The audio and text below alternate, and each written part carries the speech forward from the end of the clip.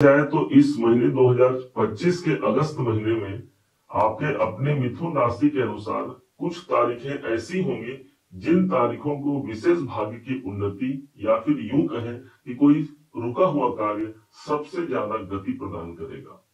तो दूसरे तरफ वो तारीखें भी होंगी जिन तारीखों में हमको सतर्क और सावधान रहना होगा। हमने कुछ तारीखों का लिस्ट आपके लिए निकाला है। चंद्रमा के गोचर और नक्षत्रों के आधार पर उस लिस्ट को जानिएगा जरूर।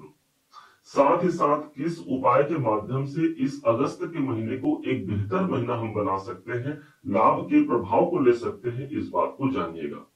उससे पहले ग्रह गोचरों के आधार पर कैसा होगा आपका ये महीना, अगस्त का महीना, इस बात की बारीकियों को हम समझते हैं।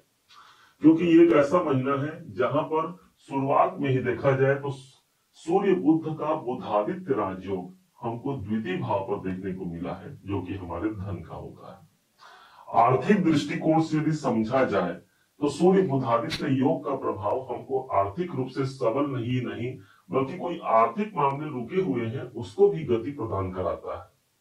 सूर्य और बुध का युति होना और साथ ही साथ 16 तारीख को सूर्य का एक घर आगे प्रवेश करना आप एक कॉन्फिडेंस और विशेष रूप से कहा जाए तो मार्केटिंग इत्यादि कार्यों में आपको सफलता प्रदान कराने जा रहा है।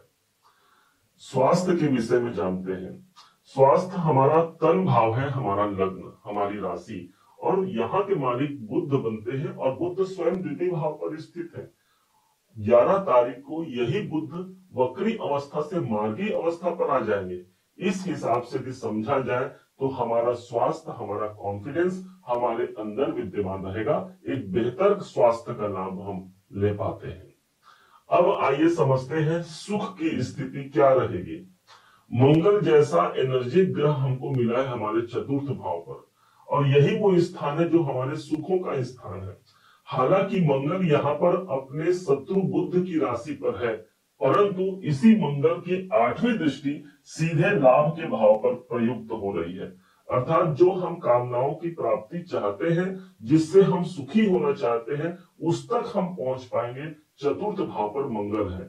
एक बात का ध्यान भी रखना होगा, मंगल हमारा झगड़ा भी है और चतुर्थ भाव हमारा परिवार है, तो पारिवारिक विवाद से हमको बचने की आवश्यकता भी रहेगी। पंचम भाव, चंद्रमा स्वयं हमको पंचम भाव पर मिले हैं और स्वयं पंचमेश जो बनते हैं वो शुक्र देव बनते हैं, और शुक्र की स्थिति कहीं और नहीं आपके अपने मिथुन राशि पर ही विद्यमान है। अपने से ठीक देखा जाए तो 7, 8, 9 भाव पर शुक्राचार्य जी मौजूद है। इस समय पर जो विद्यार्थी हैं अपनी शिक्षा की प्राप्ति कर पाते हैं। कोई कंपटीशन चल रहा है, उस कंपटीशन में आप विजय की प्राप्ति भी कर पाते हैं। क्योंकि शुक्र का प्रभाव 20 तारीख को यही शुक्र एक घर आगे चले जाएंगे, इनका गोचर परिवर्तन हो जाएगा। आपके राशि को छोड़ करके ये धन भाव पर प्रयुक्त हो जाएंगे, परिवार के भाव पर प्रयुक्त हो जाएंगे। 20 तारीख के बाद कोई आकस्मिक रूप से कोई बेहतर समाचार हमको प्राप्त हो सकता है। अब नौकरी के बारे में जानिएगा, फिर हम व्यापार के लिए भी आएंगे। नौकरी भाव के स्वामी मंगल है और मंगल की स्थिति चतुर्थ भाव पर ही है। चतुर्थ भाव हमारे सुखों का होता है, तो इस समय पर हम अपने काम धंधे में यदि देखा जाए, अपने नौकरी में देखा जाए, तो हम सुख की प्राप्ति कर पा रहे हैं। यही नहीं, यदि आप अपने घर के आसपास कोई जॉब की तलाश कर रहे हैं तो अपने परिवार, अपने घर के आसपास आपको वो माहौल, वो जॉब की प्राप्ति भी हो सकती है।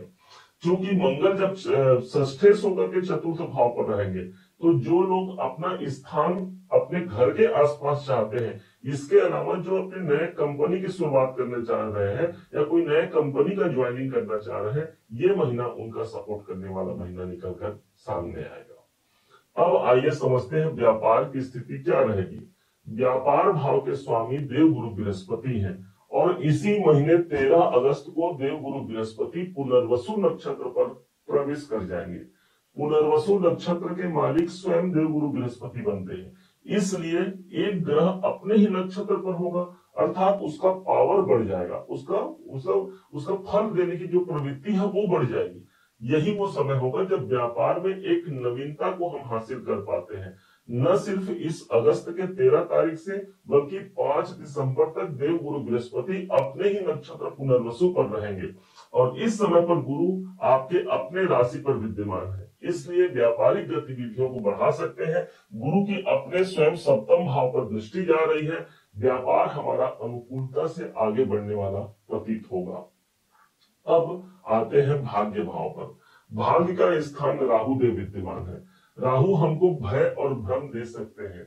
भाग्य उन्नति में हमको लग सकता है कि कुछ भय और भ्रम की स्थिति है, जिसके कारण से हम आगे नहीं बढ़ पा रहे हैं, परंतु भाग्य शनि देव है और शनि इस समय पर वक्री होकर के भाग्य का ही प्रभाव दे रहे हैं, इसलिए भाग्य में कहीं पर भी कोई रुकावट नहीं है। एक बेहतर आयाम को प्राप्त करने के लिए हमारे शनि देव हमारा सपोर्ट कर रहे हैं। हम उस कार्य की प्राप्ति कर सकते हैं जिस कार्य में हमने अभी तक अपना समय लगाया है। पिताजी से भी इस समय पर वैचारिक मतभेद नहीं रहेंगे। उनके द्वारा भी कोई लाभ की प्राप्ति या कोई पैतृक संपत्ति की प्राप्ति हमको चाहिए। ये महीना एक पॉजिटिव महीना निकल कर सामने आ सकता है। अब कैरियर की बात।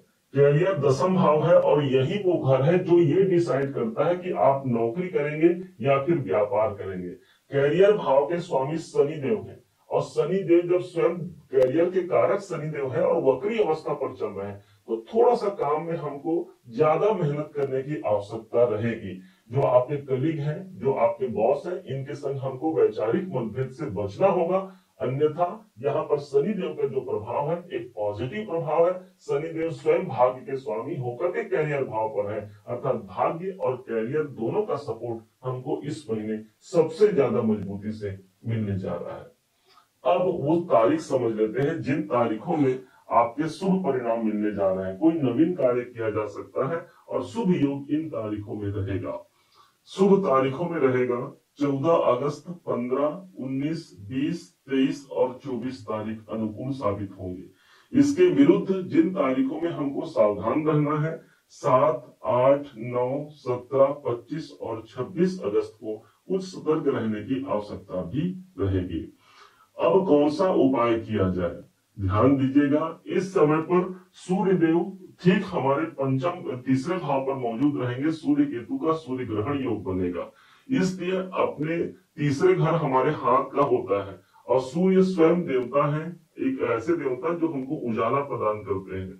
तो इस समय पर सूर्य को जल अर्पण करना, सूर्य को नमस्कार करना, ओम घृणी सूर्याय नमः का मंत्र जाप करना आपके कॉन्फिडेंस में वृद्धि ही नहीं बल्कि भाग्य की उन्नति भी करा जाएगा, क्योंकि सूर्य की दृष्टि सीधे भाग्य भाव पर विद्यमान रहेगी।